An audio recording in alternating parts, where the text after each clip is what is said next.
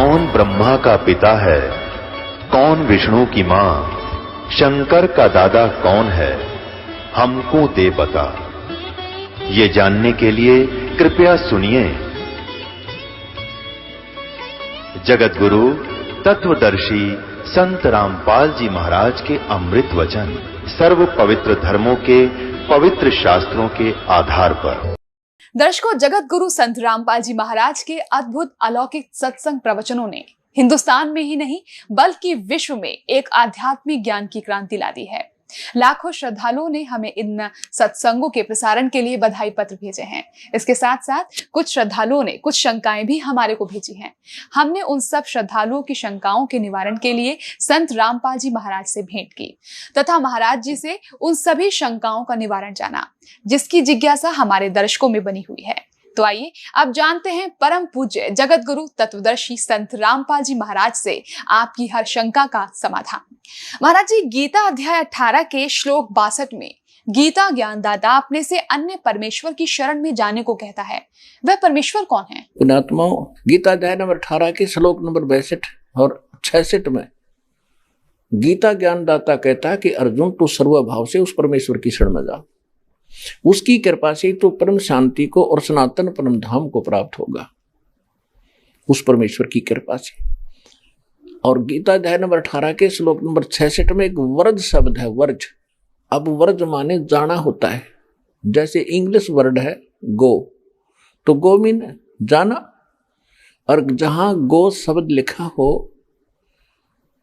कोई कहीं पर लिख रखा है ही इज गोइंग, उसका अर्थ कर दे वो आ रहा है तो उसमें कितने नंबर आएंगे उस विद्यार्थी का? 0। और ये हमारे धर्मगुरु 100 के 100 नंबर प्राप्त कर रहे। वर्ज माने जाना होता है, इन्होंने आना कर रखा है। तेरा गजब भैया। कहते हैं गुरु बिन काहू न पाया ज्ञाना, जो थोथा बुस छड़े मूड किसाना। गुरु बिन वेद पढ़ जो प्राणी, समझन सार रहे अज्ञानी। ये अज्ञानी थे सारे के सारे आज तक। गुरु मिला नहीं इनको, सतगुरु। गुरु तो शब्द पर्याप्त है, वैसे गुरु शब्द पर्याप्त है, टीचर अध्यापक, लेकिन ये नकली गणे हो गए, इसलिए सतगुरु कहना पड़ा। तो सतगुरु बिन काहू न पाया ज्ञाना, जो थोथा बोछड़े मूड किसाना। और सतगुरु बिन वेद पढ़े जो प्राणी, समझे न सार रहे ज्ञानी। सारे ज्ञानी थे। आज वेद दास ने पढ़ाए भगवान की दया से, और सदगुरु दास ने पढ़ाए आपको। आज आपके उंगलियां पर करवा दी या सब अध्याय और इनके शब्द। विष्णु जी कहते हैं मैं दुर्गा से ऊपर कोई देवता नहीं जानता।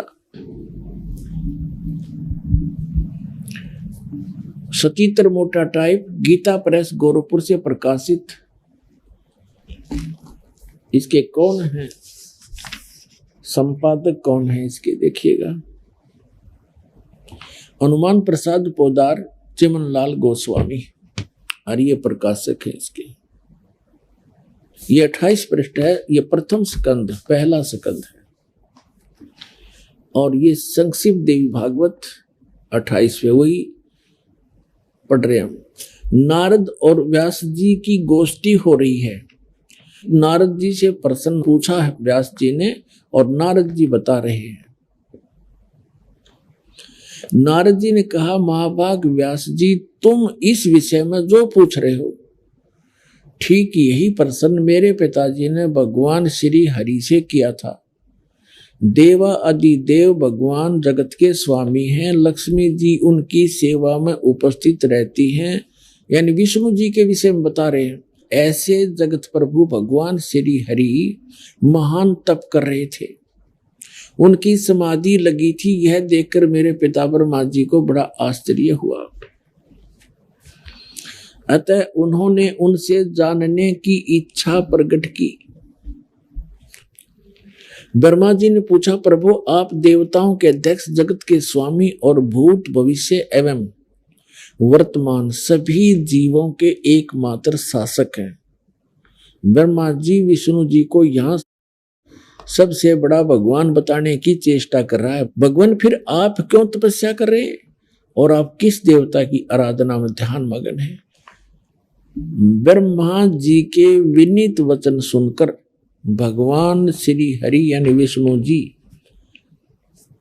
उनसे कहने लगे, ब्राह्मण सावधान होकर सुनो, मैं अपने मन का विचार व्यक्त करता हूं। भगवान विष्णु जी बता रहे हैं, मुझे सब प्रकार से शक्ति यानी दुर्गा के अधीन होकर रहना पड़ता है। उन्हीं भगवती शक्ति का यानी दुर्गा जी का मैं निरंतर ध्यान किया करता हूं। और ब्रह्मा जी, मेरी जानकारी में इस भगवती शक्ति से बढ़कर दूसरे कोई देवता नहीं, यानी दुर्गा से ऊपर मैं किसी भगवान से परिचित नहीं हूं। ये सबसे बड़ी, मेरे लिए सबसे बड़ी भगवान दुर्गा है। दुर्गा जी कहती है कि ब्रह्म की साधना करो, उसका ओम नाम है, ब्रह्मलोक में चले जाओगे, ब्रह्म की प्राप्ति होगी। 7वें स्कंद में, 7वां स्कंद।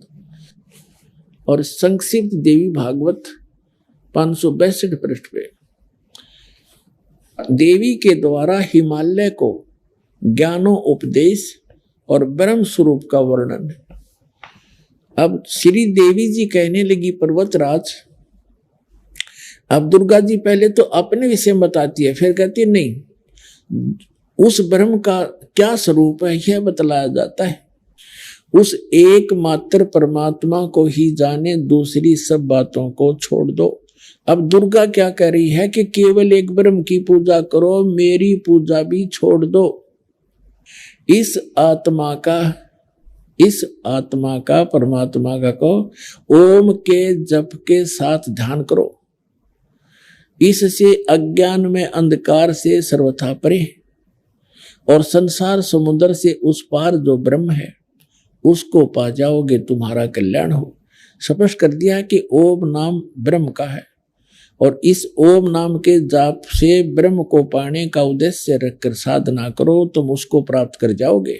और वो कहाँ रहता है? वह है यह सबका आत्मा ब्रह्म, ब्रह्मलोक रूप दिव्य आकाश में स्थित है। वहां रहता ब्रह्मलोक में ये ब्रह्म। ब्रह्म कहता है कि उस परमात्मा की भक्ति करो जिसने सारे ब्रह्मांडों की रचना की, और सब बातें छोड़ दो और किसी की पूजा मत करो। और उसकी कृपा से तो उस स्थान पर चला जाएगा जहां जाने के बाद फिर लौट कर नहीं आते संसार में। इसलिए गीता ज्ञानदाता अपनी साधना को, अपनी गति को अनुत्तम बताता है कि जन्म मृत्यु तेरी भी रहेगी और तुम मेरी भी रहेगी। और जब तक जन्म मृत्यु है तब तक परम शांति नहीं हो सकती। वो पूर्ण मोक्ष होगा, उस शाश्वत स्थान पर चले जाएंगे जो सदा रहता है, कभी नाश नहीं होता, जिसको परमेश्वर ने संत भाषा में सत्यलोक कहा है। सत्य माने अविनाशी, लोक माने स्थान। गीता अध्याय नंबर 18 के श्लोक नंबर 62 में उसको शाश्वतम स्थानम, सतलोक, सत्य स्थान जिसका नाश कभी ना हो, अविनाशी स्थान, वहां चला जाएगा। और ये सिद्ध हो गया कि गीता ज्ञानदाता नाशवान, इसकी जन्म मृत्यु होती है। इसलिए ये उस अन्य परमेश्वर, अपने से अन्य परमेश्वर परम अक्षर ब्रह्म की शरण में जाने को कह रहा है। अपने आत्मा में देखना रहस्य इस गीता जी में। गीता अध्याय नंबर 7 के श्लोक नंबर 19 में स्पष्ट कर दिया, बहुनाम जन्मानाम अन्ते ज्ञानवान माम प्रपद्यते वासुदेव सर्वमिति स महात्मा सुदुर्लभ है। ओए होए, क्या बताया है कि बहुत बहुत जन्मों के किसी अंत के जन्म में कोई ज्ञानी आत्मा माम प्रपद्यते, मेरी भक्ति करता है ब्रह्म तक की, ना तो नीचे की जय गणेश देवा जय गणेश देवा, इन पत्थर की पूजा मंडे रहते, लगे रहते। कोई एकाध करता है ब्रह्म साधना और वो बता दी बात घटिया है मेरे वाली, फिर कहते हैं वासुदेव सर्वमिति स महात्मा सुदुर्लभ है। ओए होए, ये बताने वाला कि वासुदेव का अर्थ क्या होता है? जिस परमात्मा का सबके ऊपर अधिपत्य हो, वो सर्वशक्तिमान सर्वगतम ब्रह्म, उसको वासुदेव कहते हैं। वेद में वासुदेव परमेश्वर कबीर जी के लिए उपमात्मक लिया गया है। और इन्होंने वासुदेव ला दिया श्री कृष्ण के, कर श्री कृष्ण तो वासुदेव का बेटा था। और वासुदेव एक व्यक्ति था जिसका नाम वेदों से ही उनके गुरुओं ने सेलेक्ट करके लिख दिया। श्री कृष्ण वासुदेव नहीं था, ये तो एक ब्रह्मांड में एक विभाग का मंत्री है, सतोगुण विभाग का। और परम अक्षर ब्रह्म पूर्ण परमात्मा असंग ब्रह्मांड के स्वामी है, वो है वासुदेव। और वही पूजा के योग्य है, वही मोक्षदायक है, वही पाप नाशक है, और वो सबका मालिक है, सबका धारण पोषण करने वाला। कहते हैं ये बताने वाला संत बड़ी मुश्किल से मिलेगा अर्जुन, कि वासुदेव ही सब कुछ है, उसकी भक्ति करो और की त्याग दो। वो पाप नाशक है, सबका पालक है, सृष्टि रचनहार है। कहते ये बताने वाला महात्मा तो सुदुर्लभ है, बड़ी मुश्किल से मिलेगा। और पुण्यात्मा आपको आसानी से मिला दिया दाता ने, धन आपके माता पिता जिससे जन्म हुआ। ये देखिएगा, हम यही पढ़ रहे हैं गीता अध्याय नंबर 7 का, और श्लोक नंबर 19 में क्या कहा है कि बहुनाम जन्मानाम अंते ज्ञानवान माम प्रपद्यते। बहुनाम जन्मानाम अंते, बहुत बहुत जन्मों के अंत के जन्म में कोई ज्ञानवान ज्ञानी आत्मा मुझे मेरी भक्ति करता है। वासुदेव सर्वम इति स महात्मा सुदुर्लभ है। ओए होए, ये बताने वाला कि वासुदेव ही सब कुछ है, सर्वम, वही मालिक है, वही सबका जनक है, सबका पालक है, पाप नाशक है, भक्ति योग्य है, पूर्ण मोक्षदायक है। ये बताने वाला साधु संत तो बड़ी मुश्किल तय मिलेगा। इस ब्रह्म का कितना क्षेत्र है ये देखिएगा। आपने जो ये ब्रह्मांड देखा, ये अब ये समझो हम इस स्थिति में आगे, ये एक गेंद जो है ये एक ब्रह्मांड समझ, ऐसे ये 5 ब्रह्मांड मिलाकर एक महाब्रह्मांड बना दिया इसने। ऐसे ऐसे ऐसे 4 महाब्रह्मांडों में 20 ब्रह्मांडों को रोक दिया, अपने अपने स्थान पर ये घूम रहे हैं। ये सारा एक 20 ब्रह्मांड का क्षेत्र है। फिर इसके बाद एक ब्रह्मांड ये और है इसका, ये सारा भी एक ब्रह्मांड है। ये तो दिखाने के लिए थोड़े से लिखने में नहीं आ रहे थे। इसका भी एलिप्टिकल शेप है, ऐसे ऐसे अलग से। तो ये ब्रह्मांड अलग से है, ये 21वां ब्रह्मांड है इसका। तो ये कुल मिलाकर ये सारे, ये ब्रह्मांड नहीं है, ये तो दिखाने के लिखने के लिए थोड़े बड़े बनाने पड़े। तो ये सारा एक ब्रह्मांड है इतना, ऐसे एलिप्टिकल शेप है इसकी भी ऐसे।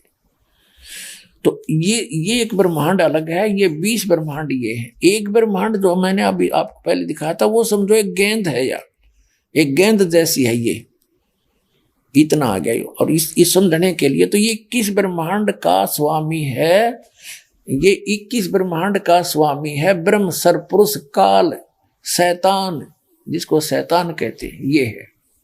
और ये सरपुरुष भी कहलाता। अब देखो, अब ये है, ये जो आपने देखा 21 ब्रह्मांड का ये एक क्षेत्र है, अभी आपने देखा था, ये तो है सरपुरुष का। और इसके बाद जो ये स्थान है इतना, ये रेड लाइन जो है ये वाली, ये है 7 संख ब्रह्मांड इस परब्रह्म के, जिसको अक्षर पुरुष भी कहते हैं। ये सरपुरुष है, ये अक्षर पुरुष है। और ये ओवरऑल कंट्रोल जो अल्लाह अकबर है, अल्लाहु अकबर है, अल्लाहु अकबर यानी बड़ा भगवान, वो ये है। ये छोटे छोटे जो डॉट दिखे ये सारे ब्रह्मांड है, ये चारों तरफ ये सारे, ये सतलोक है सारा, ये सतलोक ये। और इसके ये है वो मूल मालिक अल्लाहु अकबर, जो 7 में वो कहते हैं अर्श कुर्स पर अल्लाह तकत है, खालिक बिन नहीं खाली। तो ये तकत है उस मालिक का, स्थान है, सिंहासन है। और इसके अंतर्गत ये परब्रह्म 7 संग ब्रह्मांड वाला ये भगवान भी इसी के अंतर्गत आता है।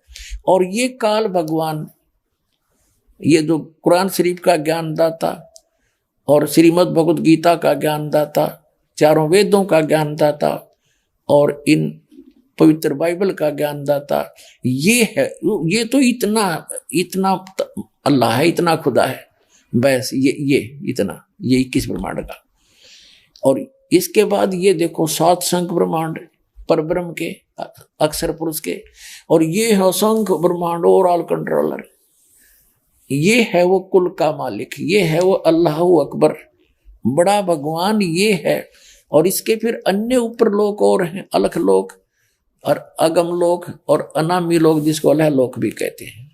ये ओवरऑल कंट्रोलर, ये मालिक ही अन्य लोकों में भी अन्य रूप धारण करके यही परमात्मा सबका कंट्रोल करता है। और ये है वो मूल मालिक, संसार रूपी वृक्ष की ये जड़ है, वो परम अक्षर ब्रह्म, वो अल्लाहु अकबर, वो जड़ है पूरे संसार रूपी वृक्ष की, जो सबका धारण पोषण करता है, तीनों लोकों में प्रवेश करके। ये बताने वाला कि वासुदेव ही सब कुछ है, सर्वम, वही मालिक है, वही सबका जनक है, सबका पालक है, पाप नाशक है, भक्ति योग्य है, पूर्ण मोक्षदायक है। ये बताने वाला साधु संत तो बड़ी मुश्किल तय मिलेगा। इनका अनुवाद देखिए, बहुत जन्मों के अंत के जन्म में तत्व ज्ञान को प्राप्त पुरुष सब कुछ वासुदेव ही है। यानी नीचे लिखा भी उन्होंने, अर्थात वासुदेव के सिवा अन्य कुछ है नहीं। बिल्कुल सही है, इन वासुदेव श्री कृष्ण मान रखा था, ये उस पर कह रहे, इसका अर्थ ये सही है, सब कुछ वासुदेव ही है। इस प्रकार मुझको बचता हुआ महात्मा सुदुर्लभ है। कर दिया ना अज्ञान, इन्होंने बकवाद कर दी सारी। इसका सीधा सा अर्थ है, देखो संस्कृत पढ़ेंगे, बहुनाम जन्मानाम अंते ज्ञानवान माम प्रपद्ये। बहुत बहुत के अंत के किसी जन्म में ज्ञानी आत्मा मेरी भक्ति करता है। और वासुदेव सर्वमति, वासुदेव ही सब कुछ है, इति यह बताने वाला स महात्मा सुदुर्लभ है। वो संत तो बड़ी मुश्किल तय मिलता है। एक समय परमात्मा मिले थे आदरणीय गरीबदास साहिब जी को, कबीर साहब, गांव छुड़ानी, जिला जज्जर, हरियाणा। उसके पश्चात उनको ये ज्ञान पर कंप्लीट दे ही दिया था, अपने से परिचित करा दिया था, सतलोक ले गए थे, वापस छोड़ा था।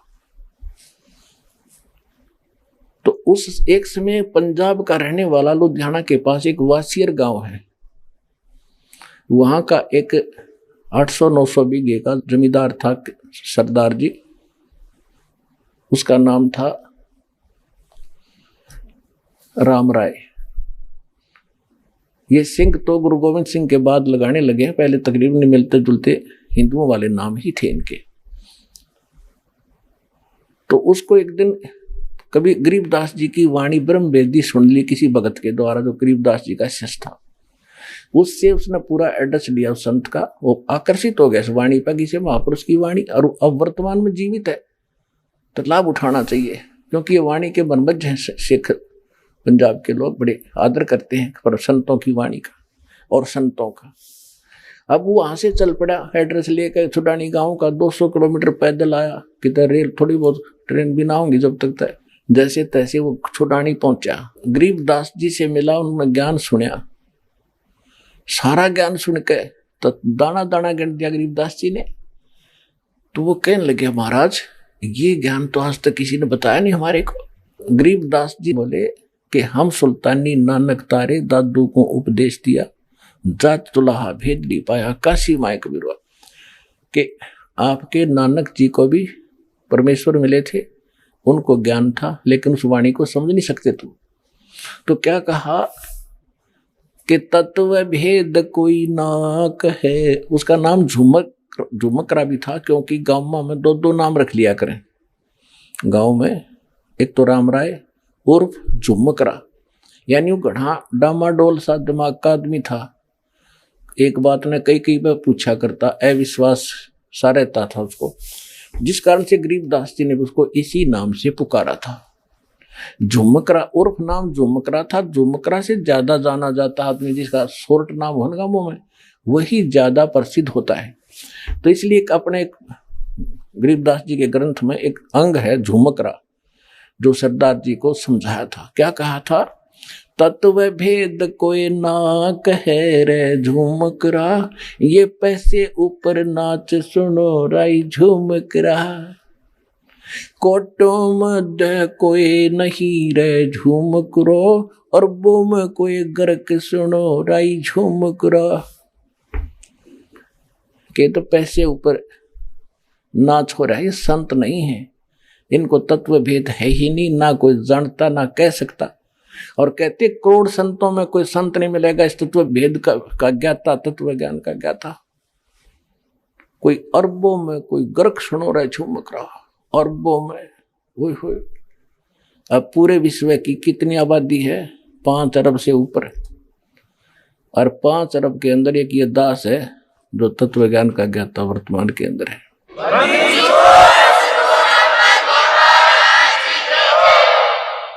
तो गरीबदास जी कहते हैं कोटों मध्य कोई नहीं रे झूम करा। करोड़ संतों में नहीं पाओगे इस ज्ञान का ज्ञाता। और कंप्लीट कोरस हो उसके पास, पूरे मंत्र हो। ग्रक माने saturated, complete in all respect. देसी भाषा ग्रक यानी कति कंप्लीट, जिसमें कोई कसर ना हो, ऐसा संत। कहते कोटों मध्य कोई नहीं रे झूम करा। करोड़ों में कोई नहीं है, अरबों में कोई गर्क सुनो रही झूम करा। तो यहाँ गीता जी भी वही कहती है, बहु नाम जन्माना मनते ज्ञानवान माम पर्वते वासुदेव सर्वमिति स महात्मा सुदुर्लभ। कि ये बताने वाला कि वासुदेव यानी सर्वशक्तिमान परमात्मा जिसका सबके ऊपर अधिपत्य है, वो वासुदेव है। जैसे ब्रह्मा जी, विष्णु जी, शिव जी, ये सबके ऊपर, सबके मालिक नहीं है। वासुदेव माने सबके ऊपर जिसका वास है, जो सबका मालिक है। ये केवल ब्रह्मा विष्णु महेश एक एक विभाग के एक ब्रह्मांड में मालिक है। ये कुल के मालिक वासुदेव नहीं है। सरपुरुष यानी ज्योति निरंजन कालीन का पिता ब्रह्म, ये केवल 21 ब्रह्मांड का मालिक है। ये कुल का मालिक नहीं, ये वासुदेव नहीं है। अक्षर पुरुष केवल 7 सिंह ब्रह्मांड का मालिक है। ये कुल का मालिक नहीं है, ये वासुदेव नहीं है। परम अक्षर ब्रह्म ये ओवरऑल कंट्रोलर है, सब का मालिक है। ये वास्तव में वासुदेव है, वो कबीर परमात्मा। हम सुल्तानी नानक तारे दादू को उपदेश दिया, जात जुलाहा भेद न पाया वो काशी महे कबीर हुआ।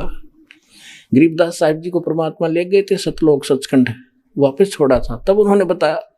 नानक साहिब जी को भी परमात्मा लेकर गए थे, उन्होंने वापस छोड़ा। और भी दादू साहिब जी को भी, बहुत से महापुरुषों को जिनके शुभ नाम दास बार बार आपको दोहराता है। तो क्या बताया है कि अनंत कोट ब्रह्मांड का एक रति नहीं भारे, ये सतगुरु पुरुष कबीर हैं कुल के सृजनहार। वो कौन कबीर? काशी जात दुलाहा भेद नहीं पाया, काशी माए कबीर हुआ। ये है वो परम अक्षर ब्रह्म, जिसके विषय में गीता ज्ञानदाता 18वें अध्याय के 62वें श्लोक में और 18वें अध्याय के 66वें श्लोक में कहता है कि अर्जुन सर्वधर्मान परिताज माम एकम शरणं व्रज अहम तवा सर्व पापे भयमोक्षामि मा शुच। कि मेरे 70 के ओम नाम के जाप की और ये 500 यज्ञ जो करता है तू, ये मेरे 70 की जो ओम नाम की, क्योंकि पूर्ण परमात्मा के पाने का 3 मंत्र का जाप है। ओम तत्सत, ओम ब्रह्म का, सरपुरुष का, तत् और सत्य सांकेतिक है। गीता अध्याय नंबर 18 के श्लोक नंबर 23 में तत् सांकेतिक है। तत् और ओम मिलकर ये 2 अक्षर का मंत्र बनता है, इसको सत्यनाम कहा गया है। और सत ये सार नाम है, ये परम अक्षर ब्रह्म का मंत्र है। तो यहां बताया है कि मेरे 18वें अध्याय के 66वें श्लोक का ये अर्थ है कि सभी मेरे 70 की जो धार्मिक साधनाएं हैं, अनुष्ठान तने किए हैं ओम नाम के जाप की, मुझे दे दे वह भक्ति, फिर मैं तुझे मुक्त कर दूंगा। क्योंकि हम ओम नाम के जाप की कमाई ब्रह्मलोक में खर्च कर देते थे। हम कंगाल के कंगाल होकर गधे बनकर घूमते रहते थे, ये हम इसके मजदूर बने रहे। अब हम इसको ओम नाम का जाप दे देंगे, ये हमें छोड़ देगा, फिर हम सतलोक में चले जाएंगे अपने परमात्मा के पास। तो ये भी कहता है सर्वधर्मान परित्यज माम, मेरे 70 की सब पूजाएं मुझे मत छोड़ दे। एकम शरणम व्रज, एक मन जिसके बराबर दूसरा ना हो, सर्वशक्तिमान की शरण में जा, तब मैं तुझे सब पापों से मुक्त कर दूंगा। फिर जब मेरा हमारा हम इससे कर्ज मुक्त ही हो गए, फिर इसका हमारा लेना देना क्या रहा, ये क्या मांगे हमारे ऊपर।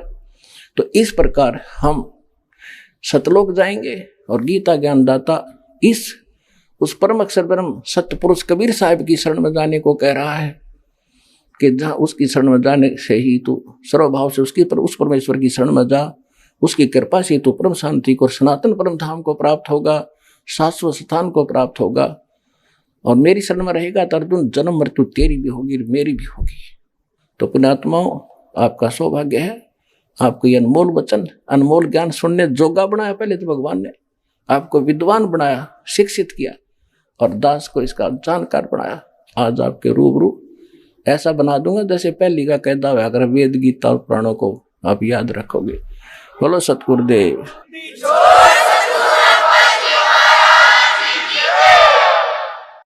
आइए अब हम उन श्रद्धालुओं के अनुभव जानते हैं जो जगत गुरु तत्वदर्शी संत रामपाल जी महाराज जी से दीक्षा प्राप्त कर चुके हैं तथा उनके द्वारा बताए गए भक्ति मार्ग पर चल रहे हैं। नमस्कार सर। सत साहब जी। सर क्या शुभ नाम है आप जी का? मेरा नाम राजीव दास है। सर कहाँ से आए आप? मैं वैसे तो चंडीगढ़ से बिलोंग करता हूँ, लेकिन मैं लंदन से आया हूँ। मैं इंग्लैंड में रहते हुए मेरे को 10 साल हो गए। Sir, what is your occupation? I've been working as a physiotherapist for the past 10 years in England. I went to England in 2003, and ever since I've been living there as a physiotherapist. I've been working in one of the hospitals close to London, on the outskirts of Greater London. Sir, what did you come into the refuge of Sant Rampal Ji Maharaj? It is a slightly complicated story. In 2003, I was about to get married to my wife, of course, and when I came into her contact, she told me about Sadhguru Rampal Ji Maharaj, and during that time she talked to me about different things which I had never heard in the past. So things like who is Supreme God, where does he live, what does he look like, मतलब पूर्ण परमात्मा कैसा है, वो कैसा दिखता है, वो कहाँ है, क्या करता है, कहाँ रहता है, इसके बारे में मेरे को बिल्कुल भी ज्ञान नहीं था। तो ये सारी भक्ति करने से पहले मैं एक ब्राह्मण फैमिली को बिलोंग करता हूँ, तो मैं ये पारंपरिक अपनी भक्ति करता था। भक्ति तो हम क्या करते थे, चंडीगढ़ में रहते थे, पले बड़े वहीं पे थे, तो हमारी भक्ति वही नाम की भक्ति थी। मंदिर चले आते थे, मंगलवार को बुदाने का प्रसाद चढ़ा देते थे, फिर कभी कोई शिवरात्रि होती थी तो मंदिर जाके शिव जी की शिवलिंग पे पानी चढ़ा देते थे। अपनी माता जी को देखते थे आरती करते हुए शाम को, तो उनके साथ खड़े हो जाते थे, 2-3 लाइनें उनके साथ गा लेते थे। इस तरह की भक्ति किया करते थे। तो पारंपरिक मेरे को यही ज्ञान था कि ये परमात्मा है। फिर हमने कुछ पिक्चर्स देखी थी, जैसे उसमें दिखाते थे कि परमात्मा शिव जी हैं, शिव जी की तीसरी आंख है, वो खुल जाएगी तो सब कुछ नष्ट हो जाएगा। तो वो देख के हमें डर लगता था, तो हमने मन में शिव जी को ही जैसे अपना इष्ट मान लिया कि शिव जी पूर्ण परमात्मा है, इनकी तीसरी आंख जिस दिन खुल जाएगी उस दिन परले हो जाएगी, तो शिव जी को खुश रखना चाहिए। तो हमारे दिमाग में आया कि शिव जी ही सब कुछ है। तो एक तरह से मैं शिव भगवान को अपना इष्ट माना करता था। ओम नमः शिवाय का मंत्र वैसे ही कर लिया करता था स्वाभाविक, जैसे स्कूल जा रहा हूँ साइकिल चलाते हुए तो रास्ते में यही करता रहता था, और मंदिर जाया करता था, जन्माष्टमी पे चला जाया करता था मंदिर, तो यही भक्ति किया करता था मैं। इसके अलावा मेरे को भक्ति के बारे में कोई ज्ञान नहीं था। ना मैंने कभी वेदों का नाम सुना था, ना मैंने गीता का नाम सुना था। गीता का नाम भी मैंने पहली बार तब सुना जब टीवी पे वो सीरियल आया श्री कृष्ण जी के बारे में, उसमें दिखाया गया कि श्री कृष्ण जी ने गीता का ज्ञान दिया, तो मैंने पहली बार जिंदगी में गीता का नाम सुना था। हालांकि मैं ब्राह्मण फैमिली से बिलोंग करता हूँ, हमारे पिछले जो पूर्वज रहे हैं वो राज पंडित रहे हैं, वे ऐसा मेरे को बताया गया था, लेकिन मेरे को इस बारे में कोई ज्ञान नहीं था। तो आज तक जितने भी जिंदगी में मेरे कार्य हुए, जैसे मैं एग्ज़ाम में पास हो गया और मान लो मेरे को एडमिशन मिल गया, जो भी मैंने कोर्स किया, मैं फिर बाहर पढ़ाई करने भी गया, उसमें भी मेरे को अच्छी एडमिशन मिली, मेरे सारे कार्य सिद्ध होते गए। तो उस सब का श्रेय मैंने अपने परमात्मा शिव शंकर जी के ऊपर ही डाला कि शिव जी की जितनी भी मैं जो भी भक्ति करता हूँ उसकी वजह से मेरे को ये लाभ हुए सारे। और पारंपरिक यही पूजा करता रहा और सोचता रहा कि हाँ इसी से सब कुछ होता है। और उसके बाद जब मेरी शादी की बात चली 2003 में, तो 2003 में जो मेरी करंट वाइफ है उनके साथ कांटेक्ट में आने के बाद मेरे को पता लगा कुछ ऐसी बातों का जो मैंने आज तक कभी सुना नहीं था। और वो सुनने के बाद मेरे को ऐसा झटका लगा अंदर तक कि ये बात कोई मेरे से कह नहीं सकता। तो मेरे को बहुत दुख हुआ, मेरे को बहुत गुस्सा चढ़ा कि मेरे शिव जी भगवान को किसी ने ऐसे कैसे कह दिया कि ये पूर्ण परमात्मा नहीं है, इनसे ऊपर कोई और भी भगवान है, क्योंकि मैंने आज तक ऐसी कोई बात सुनी नहीं थी। मुझे बड़ा दुख हुआ और एक तरह से मेरे को लगा कि यार ये बात ठीक नहीं है। खैर धीरे धीरे क्या हुआ कि उन्होंने मेरे को बताया कि ऐसे ऐसे परमात्मा के बारे में ये ज्ञान किताबों में दिया गया है और हमारे सतगुरु रामपाल जी महाराज ने ये ज्ञान हमें बताया है। तो मेरी उत्सुकता अंदर से बढ़ी, मेरे को लगा कि ये मेरे को जानना चाहिए, ऐसी क्या बात है इसके अंदर। कोई पढ़े लिखे लोग, मैं भी पढ़ा लिखा हूँ, मेरी वाइफ जो है वो भी पढ़ी लिखी है, कोई ऐसी बात क्यों कह रहा है, क्यों कोई इतने दावे से कह रहा है कि पूर्ण परमात्मा कोई और है, और हमारे ग्रंथों में ऐसी चीजें लिखी है, और वो वेदास और गीता के बारे में बोले और पुराण के बारे में मेंशन करे, जिसका मैंने नाम मात्र भी नहीं सुना था। और जब मेरे को ये सब लगा कि ये सब देखना चाहिए, तो मुझे लगा कि मुझे जानना है इसके बारे में। तो मेरी उत्सुकता बढ़ती गई, मैं उनसे और पूछता गया कि मेरे को बताओ और क्या है। तो मेरे को उन्होंने सबसे पहले सृष्टि रचना का ज्ञान बताया। ये मेरी बात उनसे फ़ोन पे हुआ करती थी, मैं उस वक्त इंग्लैंड में ही था, और फ़ोन पे उन्होंने मेरे को जैसे सृष्टि रचना का ज्ञान बताया, एक दो चीज़ें और बताई, और मैंने जाके थोड़ा इंटरनेट के ऊपर खोला, गुरु जी की वेबसाइट को भी खोला थोड़ा सा, जो www.jagatgururampalji.org, और थोड़ा मैंने बाकी गीता की वेबसाइट को खोला। तो उसमें एक दो श्लोक ऐसे जैसे उन्होंने बताए थे मेरे को, तो उसमें कुछ श्लोक संकेत कर रहे थे कि पूर्ण परमात्मा कोई और है, और वो जो गीता का ज्ञान देने वाला परमात्मा है वो अर्जुन को कह रहा है, अर्जुन अगर तुझे पूर्ण मोक्ष चाहिए या पूर्ण शांति चाहिए तो उस परमात्मा की शरण में चला जा। और गीता ज्ञानदाता खुद ज्ञान दे रहा है, और वो अपने स्तर पे भी ज्ञान दे के बोलता है कि अगर तेरे को ये चाहिए, मेरी भक्ति करेगा तो मैं तेरे को यहाँ के सारे सुख दूंगा, लेकिन अगर तेरे को पूर्ण परमात्मा चाहिए और तेरे को मुक्ति चाहिए तो तू उस परमात्मा की शरण में चला जा, उस परमेश्वर की शरण में जा। तो ये जानकर मेरे को बड़ी हैरानी हुई। फिर मेरी उनसे और बात होती रही। खैर, मैं बाहर रह रहा था तो हमारा रहने का स्टाइल डिफरेंट था, थोड़ी जैसे खाना पीना, थोड़ा घूमना, एंजॉयमेंट, यही हमारा एम होता है लाइफ में बेसिकली।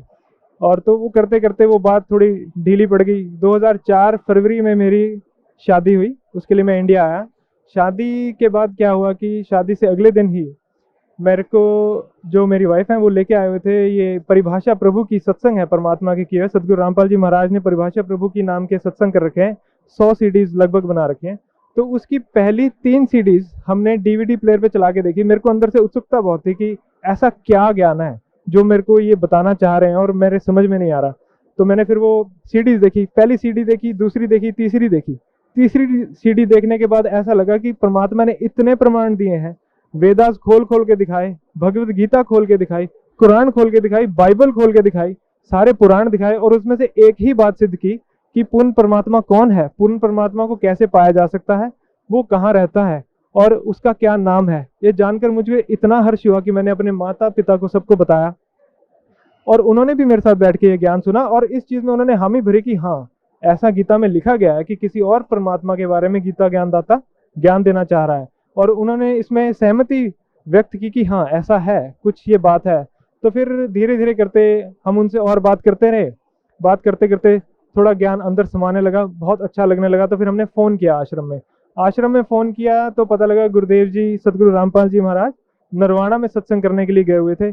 ये फरवरी की बात है, फरवरी 2004, 17 फरवरी को मेरा विवाह हुआ था, और 26 फरवरी 2004 को मैंने नरवाना में जाके सर छोटूराम पार्क में सदगुरु रामपाल जी महाराज वहाँ सत्संग कर रहे थे, तो वहाँ पे जाके परमात्मा के चरणों में बैठकर मैंने परमात्मा से नाम दीक्षा प्राप्त की थी। और उस दिन को मैं अपना सबसे अच्छा शुभ दिन मानता हूँ कि मेरे को परमात्मा की शरण मिली, जिसके कारण मेरा जीवन ही बदल गया और मेरे जीवन को एक इतनी अच्छी दिशा मिली। तो ये इस तरह की कहानी है, मैं परमात्मा की शरण में इस तरह से आया। परम संत सदगुरु रामपाल जी महाराज से नाम उपदेश लेने के बाद आपको क्या लाभ मिला?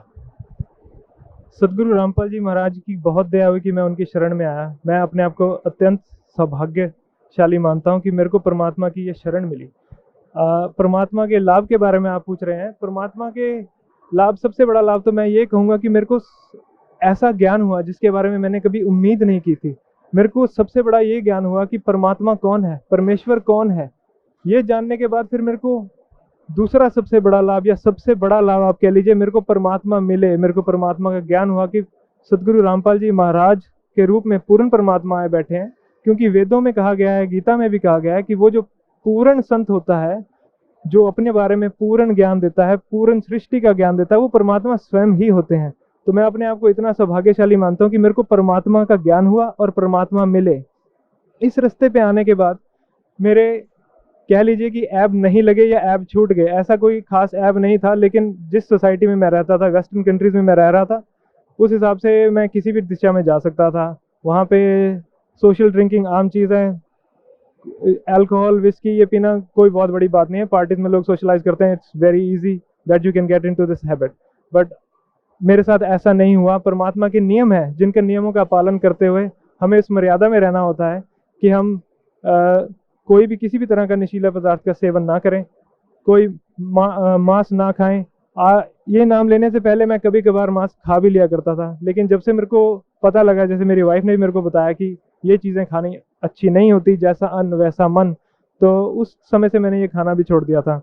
लेकिन परमात्मा के नियम होने के बाद, नियम पता लगने के बाद मेरे को ऐसा लगा कि मेरी जीवन की दिशा बिल्कुल बदल गई। इससे पहले मैं सोचा करता था, मतलब यही एम लेके मैं बाहर गया था कि मैं अच्छे पैसे कमा लूँगा, जिस तरह का मेरा प्रोफेशन है उसमें मैं अच्छी तरह से नौकरी कर सकता हूँ, पैसे कमा सकता हूँ, कोई प्रॉब्लम नहीं है, और एक अच्छी लाइफ व्यतीत कर सकता हूँ। तो यही एम लेके मैं बाहर गया था। लेकिन परमात्मा का ज्ञान होने के बाद मेरे को पता लगा कि ये सारी मटेरियलिस्टिक चीज़ें जितनी भी हैं, जैसे कि घर, कोठी, पैसा, ये तो नाशवान चीज़ें, ये चीज़ें यहीं रह जाएंगी। और बाकी जो असली धन हमारा है, जो कि राम नाम का धन है, जो कि भक्ति है, वो मेरे को पूर्ण संत सतगुरु रामपाल जी महाराज जी से ही प्राप्त हुई। तो मैं अपने आप को बहुत सौभाग्यशाली मानता हूँ कि मेरे को वो पूर्ण ज्ञान मिला। वेद में श्लोक आते हैं जो कि परमात्मा को डिफाइन करते हैं। कहते हैं, वेद में आता है उशिगसी कबीर अंगारी असी। उशिगसी मतलब संपूर्ण शांतिदायक, संपूर्ण शांतिदायक कबीर अंगारी असी मतलब पापों को नष्ट करने वाला कबीर परमात्मा है। तो ये ज्ञान मेरे को वेदों से हुआ, और यही मेरे को लाभ परमात्मा की भक्ति प्राप्त करने के बाद हुआ। जब मैंने परमात्मा से भक्ति प्राप्त करके अपनी सच्ची भक्ति शुरू की, तो मुझे अपने जीवन में संपूर्ण शांति मिली, उसका अनुभव हुआ, और इस चीज़ का आभास हुआ कि हाँ, परमात्मा की सच्ची भक्ति करने से परमात्मा आपके जो बुरे से बुरे कष्ट हैं उनको दूर कर देते हैं, और जो हमारे पुराने इकट्ठे हुए पाप हैं उनको भी नष्ट कर देते हैं, जिसकी वजह से हमारा जीवन आगे सरल हो जाता है। तो इसके कारण मेरे को ऐसा लगता है कि मेरे को एक मेंटल सेटिस्फैक्शन, मेंटल पीस मिली। आप देखेंगे कि वेस्टर्न कंट्रीज में सबसे ज़्यादा प्रॉब्लम ये है आजकल कि लोगों के पास पैसा तो बहुत है, घर भी है, कोठी भी है, मकान भी है। एक चीज़ जो उनके पास नहीं है, जो वो पैसों से नहीं खरीद सकते, वो है मेंटल पीस। उस मेंटल पीस को ढूंढते ढूंढते वो लोग कभी छुट्टियां मनाने जाते हैं, कभी बीच पे जाके लेट जाते हैं। जैसे हमारे सतगुरु जी रामपाल जी महाराज ज्ञान देते हैं कि लोग अपने अच्छे अच्छे घरों को छोड़ के बीच के ऊपर लेटते हैं आनंद लेने के लिए कि हाँ, यहाँ हमें बहुत सुख मिल रहा है। वो शांति उनको, आंशिक शांति तो मिलती है, लेकिन वो शांति कहीं नहीं है। वो शांति मेरे को ये पूर्ण परमात्मा की भक्ति शुरू करने के बाद ही मिली, और इससे बड़ा कोई भी लाभ किसी को नहीं हो सकता कि जिसकी जीवन में स्थिरता आए, एक स्टेबिलिटी आई मेरी लाइफ में। मेरे में वो वाली होड़ नहीं रही कि मैं और से और पैसे कमाता रहूं और बहुत बड़ा साहूकार बन जाऊं, ऐसा नहीं रहा। मेरे जीवन में एक स्टेबिलिटी आ गई, और दूसरी चीज़ जो मेरे जीवन में आई वो मेरे को एक मेंटल सेटिस्फैक्शन और एक मेंटल पीस मिली। इससे ऊपर कोई भी लाभ किसी तरह का आप ना पैसे से खरीद सकते हैं, ना प्राप्त कर सकते हैं। ये लाभ आप सिर्फ परमात्मा सतगुरु रामपाल जी महाराज जी की शरण में आकर सच्ची भक्ति करने से ही प्राप्त कर सकते हैं। तो इससे बड़ा लाभ मेरे ख्याल से मेरे जीवन में नहीं हो सकता। से परम संत सतगुरु रामपाल जी महाराज से नाम उपदेश लेने के बाद आप बता रहे हैं कि आपको परमात्मा कौन है, कैसे मिलता है, कहाँ रहता है, मनुष्य के जीवन का मुख्य कर्तव्य क्या है, किस लिए हम इंसान पैदा हुआ है, ये सब बातों का आपको ज्ञान हुआ। और आप सबसे बड़ी बात बता रहे हैं कि आप वेस्टर्न कल्चर में रहते हैं, आप इंग्लैंड में रहते हैं, और आप बता रहे हैं कि वहाँ सबसे बड़ी प्रॉब्लम ये है कि इंसान को मानसिक शांति नहीं मिलती, और वो मानसिक शांति आपको मिली। तो सर, भक्त समाज को क्या संदेश देना चाहते हैं आप? भक्त समाज को मैं यही संदेश देना चाहूँगा कि देखिए, जैसे मैं हूँ, मेरे को आज तक ये नहीं पता था कि वेद क्या होते हैं, गीता क्या होती है, और पूर्ण परमात्मा के बारे में जो भी मेरे को ज्ञान था, या कह लीजिए परमात्मा या जिन भगवानों को हम मानते हैं उनके बारे में मेरे को जो भी ज्ञान था, वो मेरे को अपने माता पिता, दोस्तों या फिर हमारे समाज से पता लगा, और उसी के ऊपर आरूढ़ होकर मैं अपनी भक्ति करता रहा, उसी में दृढ़ था। मैंने आज तक उसको क्वेश्चन नहीं किया क्या सही है क्या गलत है। वो इसलिए क्योंकि हमारे माता पिता ने जो हमें बताया वो हमने सत्य मान लिया। पढ़ने लिखने के बाद, जैसे मैं मेडिकल फील्ड से बिलोंग करता हूँ, तो we believe in evidence base. हम कोई भी चीज़, जैसे कोई दवाई भी देते हैं या कोई कुछ भी करते हैं मेडिकल में, कोई भी इंटरवेंशन करते हैं, तो we look for an evidence base behind it, कि इसके पीछे क्या एविडेंस है, इज इट एफिकेशियस और नॉट, क्या ये चीज़ जो हम दे रहे हैं ये कारगर भी है, इसके पीछे कोई सबूत है। इसी तरह से मैं भक्त समाज को कहना चाहूँगा कि ये जो लोग भक्त समाज जो सारे हैं, उनसे मेरी ये प्रार्थना है कि जो भी भक्ति वो करते आ रहे हैं, उसको वो एक बार क्वेश्चन करके देखें कि अगर हम किसी को परमात्मा या देवी माँ को परमात्मा मान रहे हैं तो किस बेस पे मान रहे हैं। देवी माँ का एक पुराण आता है जिसको देवी भागवत महापुराण कहते हैं, ऐसे ही शिव शंकर जी का एक पुराण है जैसे शिव पुराण है, और इनसे ऊपर हमारे गीता और वेद है। उसके अंदर क्या लिखा है, क्या वो मैच करता है हमारी बाकी नॉलेज से जो हमें बताई गई है? मेरी भक्त समाज से ये प्रार्थना है कि वो कम से कम अपने ग्रंथ खोल के देखें कि हमारे ग्रंथों में क्या लिखा है, शिव जी क्या कहना चाह रहे हैं। शिव पुराण में कई जगहों पे आपको ऐसा लिखा मिलेगा कि शिव जी, विष्णु जी और ब्रह्मा जी अपने आप को जन्म और मृत्यु में कह रहे हैं। ये मैं नहीं कह रहा, ये हमारे ग्रंथों में लिखा हुआ है। वो कहते हैं कि हमारा तो आविर्भाव और तिरोभाव हुआ करता है, और वो अपनी माता जो कि दुर्गा माँ है उसको एड्रेस करते हुए कह रहे हैं कि माता तुम ही नित्य हो, जगत जननी हो, संपूर्ण तुम ही जगत जननी हो। तो वो चीजें मनगढ़ंत तो है नहीं, हमारे ग्रंथों में लिखी हुई हैं, तो उनको खोल के देखिए। फिर अगर आप उनके ऊपर थोड़ा सा अनुसंधान करेंगे तो आपको पता लगेगा कि ये चीज़ों का मतलब क्या है। और इसका असली हल ढूंढने के लिए परमात्मा सतगुरु संत रामपाल जी महाराज जी के प्रवचन सुनिए, क्योंकि सतगुरु रामपाल जी महाराज ने क्या कर रखा है कि जो भी बात वो कहते हैं प्रमाण सहित कहते हैं। उन्होंने प्रोजेक्टर के ऊपर, टीवी पे एक एक चीज का प्रमाण दे रखा है। हमारे ग्रंथों में से एक एक लाइन खोल के दिखा रखी है कि शिव जी क्या कहना चाह रहे हैं, विष्णु जी क्या कहना चाह रहे हैं, ब्रह्मा जी क्या कहना चाह रहे हैं, और किस पूर्ण परमात्मा की तरफ वो संकेत करना चाह रहे हैं। माता भी, जो माता दुर्गा है, वो भी देवी पुराण में किसी और परमात्मा की तरफ संकेत करती है। तो ये सब कलेक्टिवली क्या बताना चाह रहे हैं। इसी तरह से परमात्मा ने हमें कुरान शरीफ और बाइबल में से ज्ञान दिया है, और ये प्रूव किया है कि परमात्मा एक है जिसका नाम कबीर देव है, या हमारी लोकल भाषा में कह लीजिए कबीर साहिब है या कबीर देव है। वो परमात्मा का ज्ञान इन सारे ग्रंथों में एक ही है। गीता में भी यही है, वेदास में भी यही है, बाइबल और कुरान में मिलाकर यही है। तो इतने सारे एविडेंस देखकर मेरे को ये संतुष्टि हुई कि actually yes, this is the right way of worship, this is the right path which is the one we should follow, and this is what I want to say to the deity society. यही मैं भक्त समाज से कहना चाहूंगा कि वो कम से कम परमात्मा के सत्संग को सुने और देखें, और अगर उस पर यकीन नहीं होता तो वो उनकी किताबें खोल के देख लें, किताबों से मैच कर लें और जानें कि परमात्मा क्या कहना चाह रहे हैं। कबीर साहब का एक श्लोक है, वो कहते हैं कि ये मानव जन्म दुर्लभ है, ये मिले ना बारंबार, जैसे तरवर से पट्टा टूट गिरे बहुर न लगता डार। ये जो मानव शरीर हमें प्राप्त हुआ है, ये भक्ति करने के लिए प्राप्त हुआ, और एक बार ये मानव शरीर खत्म हो गया तो ये एक पत्ते की तरह है जो पेड़ से टूट के फिर सूख जाता है और मर जाता है। इसी तरह हम मरने के बाद किसी भी योनि में जा सकते हैं, कोई कुत्ता बन सकता है, गधा बन सकता है, 84 लाख योनि में भी जा सकते हैं। हमें मानव शरीर इसलिए प्राप्त हुआ है कि हम परमात्मा की पूर्ण भक्ति कर सकें, और जो हमारे जीवन का मेन उद्देश्य है मोक्ष, वो प्राप्त कर सके।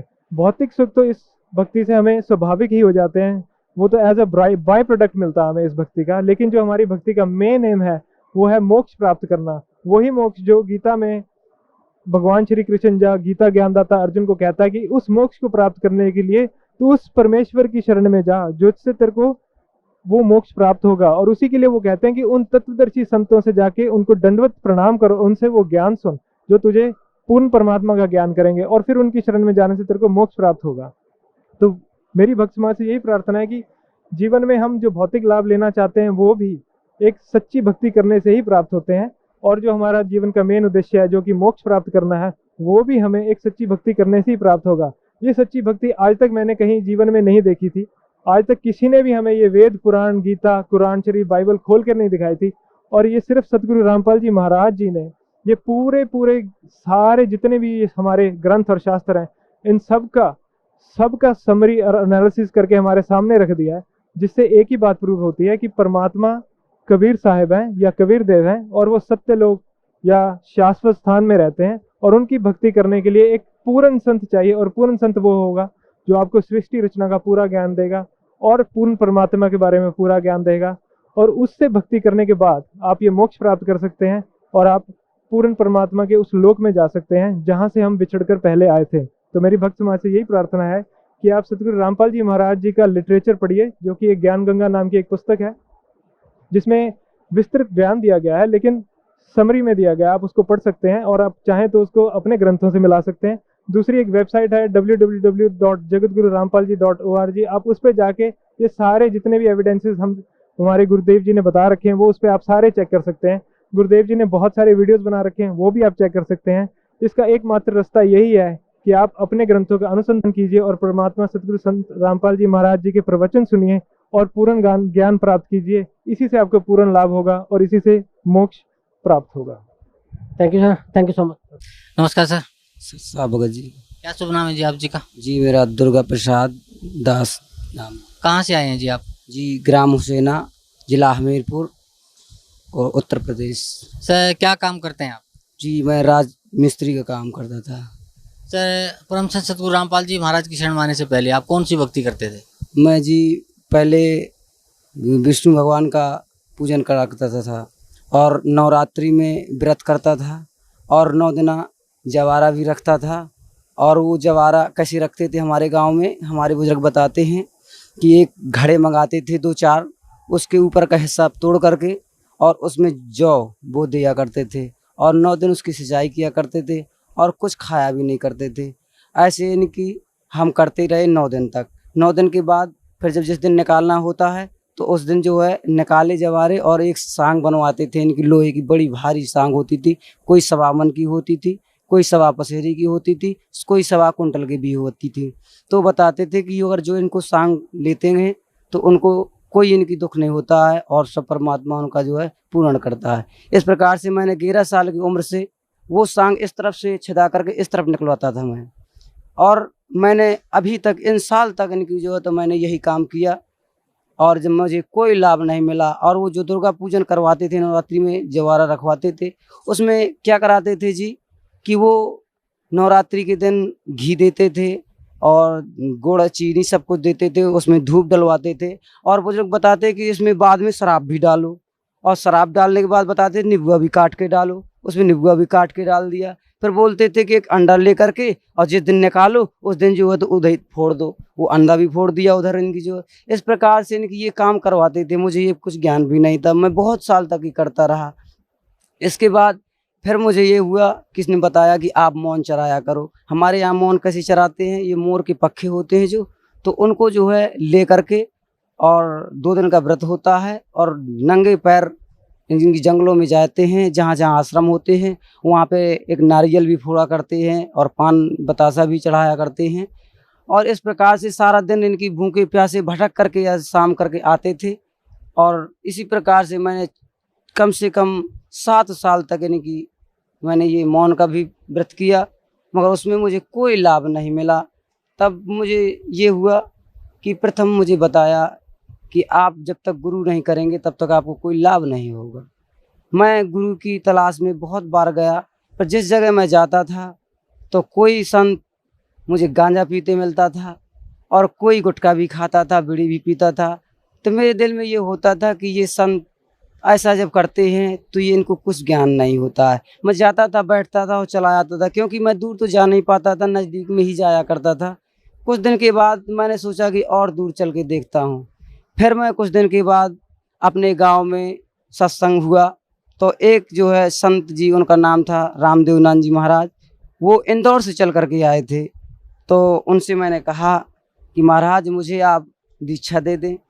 तो उन्होंने कहा कि बेटा आपको दीक्षा तो दें, मगर आप गुटखा बीड़ी तम्बाकू सब छोड़ देना होगा। मैंने कहा सर सब छोड़ दूंगा। मैंने कहा मुझे अभी चाहिए, इनकी जो है आज इसी दिन नहीं तो कल मुझे ज़रूर दे देना। बोले बेटा ऐसे नहीं देंगे, क्योंकि इस गांव में आई हैं, इस गांव की ब्राह्मण के लड़के मेरे पीछे बहुत से हैं और कह रहे हैं कि महाराज हमको भी दो, हमको भी दो। इसलिए जो है अगर आपको देंगे तो ये बुराई मानेंगे, क्योंकि हम इनके यहाँ आए हैं, इसलिए ना उनको देंगे ना तुम्हें देंगे। हम तुम्हें बताते हैं कि तुम एक सत्संग हमारे गांव के नज़दीक में हुआ करता था, तो बोले उधर जो है हम आएंगे और तुम वहाँ पे आना और आपको सत्संग में जो है तो रुकना और आपको वहीं जो है नाम दे देंगे। हमने कहा ठीक है। इसके बाद मैं उनका इंतज़ार करता रहा और ऐसा काम आ गया कि मैं दिल्ली चला गया। मैं राजमिस्त्री का काम भी करता था। जब दिल्ली चला गया, उस सत्संग का टाइम आया, मैं वहाँ नहीं पहुँच पाया। मैंने फ़ोन भी किया इंदौर के लिए, उन्होंने कहा कि ठीक है कोई बात नहीं, आप इंदौर आ जाइए। मैंने कहा सर मुझे इंदौर नहीं मैं आ पाऊँगा गुरु महाराज, अब मुझे ऐसी कुछ कृपा करो कि मैं आपके पास आ जाऊँ। ऐसी कृपा हुई कि वो आए ही नहीं और मुझे गुरु भी मिले भी नहीं। मेरे अंदर बहुत आस्था थी। तब मैंने सोचा कि परमात्मा मैं क्या करूं, और मैं सतमार्ग में भी चलता था, मैं अपनी सच्चाई में रहता था। और मेरे जो पिताजी थे मैंने उनसे कभी छिपाव नहीं किया। अगर दिल्ली से कमा के पैसे लाता था मैं अपने पिताजी को सारे पैसे दे देता था। और मैं यहाँ तक था कि अपने बच्चों को तक नहीं बचाता था। आज मेरी इनकी जो इधर भक्तमती भी है और मेरी लड़की भी है, मैं अपना उनका कुछ बहुत खर्चा पानी जो वहाँ से इनकी साड़ी वगैरह जो भी लाता था वही लाता था, 10-50 100 बचा लिया नहीं, मैं ईमानदारी से सब दे देता था। इसके बाद कुछ दिन के बाद हमारे पिताजी को शक नहीं, ये नहीं विश्वास होता था कि ये सारे पैसे मुझे देता है। एक दिन उन्होंने कहा कि आप पैसे बैंक में जमा करते हैं, तू बेईमान है। मैंने कहा पिताजी मैं बेईमान नहीं हूँ, मेरे पास एक लड़की है, मैं कसम खा के कहता हूँ कि मैं किसी पैसा नहीं बचाता, ना मैं बैंक में जमा करता हूँ। मेरे पिताजी बोले ये तो काल है, काल जो लोग है, ये तो कलयुग है, यहाँ की कोई देव देवता की कसम खाने से कोई लाभ नहीं होता, झूठी सब कसम खा जाते हैं। तो मैंने कहा ठीक है पिताजी, मुझे अभी पता नहीं था कि ये कलयुग है, अब आपके मुँह से मैं सुन रहा हूँ कि वास्तव में अब कलयुग होगा जो आप बता रहे हैं मुझे, क्योंकि आप मेरे पिता हैं। जब तुमने मुझे ये बता दिया कि कलयुग आ गया है तो ठीक है, मैं कोई बात नहीं है, अब मैं आपकी से दूर हो जाऊंगा। मैं ऐसा कह करके 1 साल हो गया मैं अपने ससुराल में रहते रहा। सर, परम संत सतगुरु रामपाल जी महाराज की शरण में आप कैसे आए? ये जी ऐसे आए कि मैं अपने बहन के पास गया था, तो वहाँ पे रमेश नाम भगत के, इनकी दास रमेश भगत दास जी यहाँ से जुड़े हुए थे। वो हमारी बहन के जेठ थे और उनके देवर भी एक हाथ से विकलांग हैं, वो भी जुड़े थे। तो मैंने पहले तो रमेश भगत दास जी से मैंने पूछा कि आप कहाँ से जुड़े हैं, तो उन्होंने बताया और मोबाइल से सत्संग भी सुनाया। तो मैंने कहा आप मुझे भी ले जाइए, तो बोले ठीक है आपको ले चलेंगे, जब चलेंगे तो बता देंगे। हमने कहा ठीक है। जब शाम के मैं उनके वहाँ से, क्योंकि वो हमारे दीदी के बड़े ससुर के पुत्र थे रमेश भगत दास, तो जब मैं वहाँ से आया अपनी बहन के पास भी, तो मैंने देखा कि हमारा जीजी का जो छोटा देवर था उनका नाम था निर्दोष दास भगत जी। तो मैंने अपने देखा कि वो पूजन कर रहे थे, मोबाइल में कि भजन वो लगाए हुए थे इनकी, उसमें आरती वगैरह। तो मैं वहाँ बैठकर सुनता रहा। काफ़ी देर जब वो हो गया तो मैंने उनसे पूछा कि आप भक्ति कहाँ की करते हो। उन्होंने बताया कि जगत गुरु तत्वदर्शी संत रामपाल जी महाराज की भक्ति करते हैं। तो हमने कहा कि आप हमको वहाँ ले चलोगे? बोले ज़रूर ले चलेंगे। बहरहाल अभी 8 दिन नहीं जाएंगे। तो मैंने कहा ठीक है 8 दिन तो मैं अभी जाऊँगा गाँव, तो हो सकता है फिर वैसे ही टाइम पड़ गया, जैसे वो संत के पास पड़ गया था, मैं नहीं जा पाया। तो मैंने कहा ठीक है 8 दिन मैं यहीं रुकूँगा। तो मैंने ऐसा सोच करके वहीं जब रुकने का करेगा कि मैं आज से यहीं रुक जाऊंगा, तो मैं वहीं पर रुक गया। तो मैंने रात की जो होती उनसे पुस्तक ली और पढ़ता रहा। मैं सोचता रहा कि मेरे पास तो किराया भी नहीं, मैं कैसे जाऊंगा। तो सुबह जब हुआ तो मैंने कहा कि भगत जी मेरे पास तो पैसे भी नहीं है, मैं कैसे जाऊंगा इनके आश्रम। तो उन्होंने कहा कि मैं विकलांग हूँ, तुम मेरे साथ चलो, मेरा एक जो है भगत कोई भी जाएगा मेरे साथ, वो फ्री होता है। तो मैंने कहा ठीक है। इस प्रकार से मैंने सोचा कि चलूँगा, किराया तो मेरा नहीं लगेगा, फिर भी मैं आश्रम में जाऊँगा तो पुस्तक भी लेनी पड़ेंगी, गुरुजी की फ़ोटो भी लेनी पड़ेंगी, मेरे पास कुछ भी पैसे नहीं, मैं क्या करूँ। मैं ऐसा विचार करता रहा, बैठा रहा। कुछ दिन मैं घूमने के लिए कुछ बाहर निकल गया। जब थोड़ी देर बाद खाना खाने के टाइम आया तो मेरी बहन के पास एक पड़ोस की बहन बैठी हुई थी। उसने कहा बहन तेरा भैया आया है और मेरा लैट्रिन बाथरूम का काम है, हो सके तो भाई अगर तेरा करा दे तो ठीक रहे। तो जब इनकी जो है ऐसा कह करके, तो उसने बहन ने मेरी कहा कि देखो बहन पता नहीं वो करे या ना करे, मैं नहीं बता सकती हूँ, अगर आ जाएगा तो मैं ज़रूर पूछ लूँगा। तो कुछ दिन के बाद मैं उधर ही आ गया। तो उसने बहन ने मेरी पूछा कि भैया आप इनका काम कर सकती हो। तो मैंने पूछा, मैंने कहा दीदी आपका कौन सा काम है। तो उन्होंने बताया कि लैट्रिन बाथरूम का है और मिस्त्री तो है मेरे पास, लेबर नहीं है। तो मैंने कहा ठीक है, जब परमात्मा के यहाँ जाना मुझे काम मिल रहा है तो मिस्त्री से कोई ज़रूरी नहीं है, मैं बेलदारी ही कर लूँगा। मैं ऐसा सोच करके 3-4 दिन काम किया। उन्होंने मुझे 150 रुपये के रेट में 650 रुपये दिए। मैं यहाँ सतगुरु महाराज की शरण में आया। तो जब मैं यहाँ आया, जगत गुरु तत्वदर्शी संत रामपाल जी महाराज से मैंने नाम लिया और जितनी उनके शरण में आकर मैंने आशीर्वाद लिया, उन्होंने मेरे सिर में हाथ रखा, सारा मेरा कष्ट दूर हो गया और जो भी सिर में दर्द होता था और पीड़ा भी रहती थी सब खत्म हो गया। तो मैंने ये सोचा कि अब मैं अपने घर जाऊंगा और अब मैं भक्तमती को भी कहूँगा कि आप चलो। तो मेरी भक्तमती उस समय अपनी ससुराल में थी, क्योंकि मैं घर वालों से ऐसा जग हो गया था तो मैं चला आया था। जब मैं अपनी ससुराल गया तो मैंने अपने कहा कि आप भी इनकी गुरु महाराज की शरण में चलिए। तो बोली ठीक है हम चलेंगे। मैंने अपनी ससुर से भी कहा, वो भी तैयार हो गई जाने के लिए कि ठीक है हम भी चलेंगे। तो यहाँ से मैं आश्रम से कैसेट ले गया था, वो जा कर के कैसेट लगाई और सबको मैंने दिखाया। इसके बाद कैसेट दिखाता रहा। 2-4 भगत भी गांव के जो थे वो आकर के सुनने लगे और 2-4 गांव के और आया करते थे। इसके बाद इनकी कुछ लोगों को अच्छा नहीं लगा तो कहने लगे कि आप तुम क्या सुनते रहते हो, इनकी सारा दिन जो होती है बकवास सुनते हो और कुछ लगाते ही नहीं है। तो उन्होंने कहा चलो ठीक है कोई बात नहीं, आपकी समझ में नहीं आता है, मुझे समझ में आता है तो ठीक है मेरे लिए। वो चले गए। फिर क्या हुआ कि मेरे पास कोई नहीं आता था तो मैंने एक दिन क्या सोचा कि इस कोई सा उपाय सोचूं कि जो ये कुछ सत्संग किसके मन में भी आ जाए और कोई सुने भी इसको।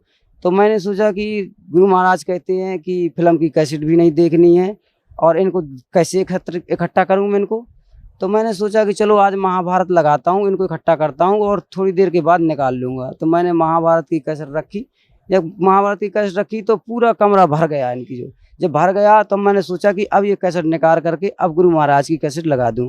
तो मैंने जैसे ही ये कैसेट निकाल कर और बाहर रखी और जितनी समय मैंने गुरु जी महाराज की ये कैसेट रखी और जैसे ही इनकी कैसेट चली तो थोड़ी देर के बाद सारी ही जितनी थी कमरे के अंदर सब बाहर निकल गए। बोले पता नहीं ये क्या लगा दिया। तो मैंने कहा ठीक है महाराज, इनको कोई ज्ञान नहीं है प्रभु, आप इनको भी ऐसे ज्ञान दो कि ये आपके यहाँ तक आ जाएं। तो मैंने बहुत प्रयत्न किया, वो नहीं आए। फिर मैंने इनसे कहा कि आप चलिए।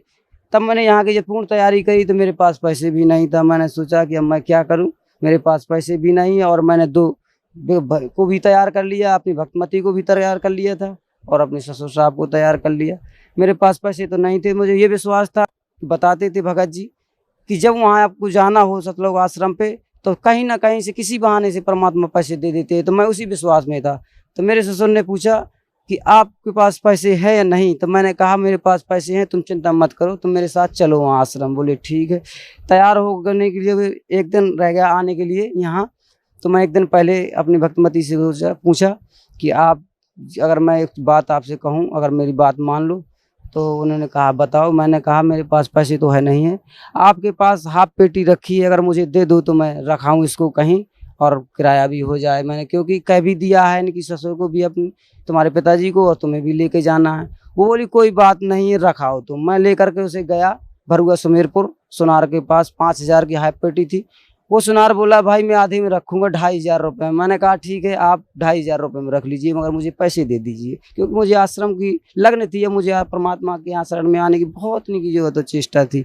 तो मैंने 2500 रुपये ले करके वो नई हाफ पेटी वहाँ पर मैंने दे दी और ले करके मैं संत रामपाल जी गुरु महाराज की शरण में अपने ससुर साहब को ले करके और अपनी भक्तमती और अपनी छोटी बहन बिटिया को भी ले करके यहाँ आया। और मुझे इनकी इस तरीके का सुख मिला कि मैं क्या बताऊँ, मैं उनकी वर्णन भी नहीं कर सकता अपने मुखारबिंद से। जैसा यहाँ पे मैं देख रहा हूँ और जो मुझे इनकी एक एक क्षण में इनकी जो सुख मिल रहा है और जो मेरे भक्तमती को भी सुख मिला यहाँ आने पर। उसने मेरे तो जिस दिन यहाँ आया और सत्संग होने के बाद तुरंत मेरे से मिली और कहा कि आप अच्छी जगह ले आए हो, परमात्मा यहाँ तो स्वयं विराजमान है। सर भक्त समाज को क्या संदेश देना चाहते हैं आप?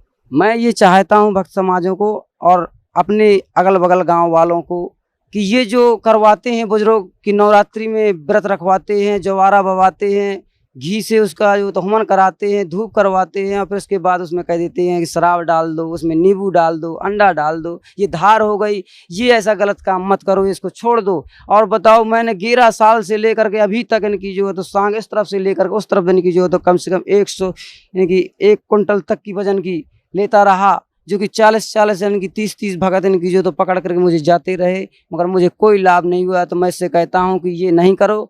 और जो आप ये मोर के पक्ष लेकर के उसमें जाते हैं, 2 दिन जंगलों में भटकते हो, उपवास करते हो, जगह जगह पे इनकी जो जंगलों की मंदिरों में प्रसाद चढ़ाते हो, उससे कोई लाभ नहीं है। इससे मैं कहता हूँ कि आप इधर आइए, अपना कल्याण कराइए। और एक बात मैंने ये भी सुनी अपने बुजुर्गों से कि वो कहते हैं कि हमारे ठाकुर देव पूछते हैं, कोई कहता है मेरा करताल देव भी पूछते हैं, कोई कहते हैं मेरी दुर्गा पूछती है, मुझे ऐसा करना पड़ता है वैसा करना पड़ता है, साल में 1 बार पूजा होती है, ये गुरु महाराज तुम्हारे सब छुटवाते हैं।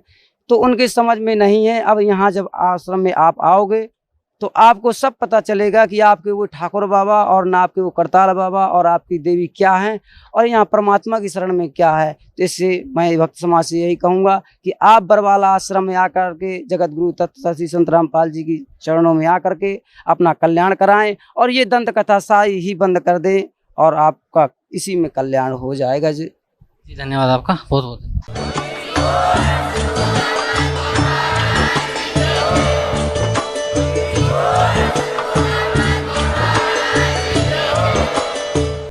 रहे थे जगत गुरु तत्वदर्शी संत रामपाल जी महाराज जी के मंगल प्रवचन। अधिक जानकारी के लिए विजिट कीजिए हमारी वेबसाइट www.jagatgururampalji.org। संत रामपाल जी महाराज जी के शुभ आशीर्वाद से पूरे विश्व भर में 500 से भी ज्यादा नाम दीक्षा केंद्र हैं, जिन पर संत रामपाल जी महाराज जी द्वारा ऑनलाइन निशुल्क नाम दीक्षा दी जा रही है। अपने नजदीकी नाम दीक्षा केंद्र का पता करने के लिए संपर्क करें 8222880541।